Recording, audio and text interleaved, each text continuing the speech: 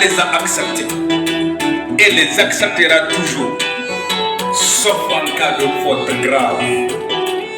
Car à ton coutume de dire, le plus grave n'est pas de commettre des erreurs, mais d'abandonner l'espoir de se corriger.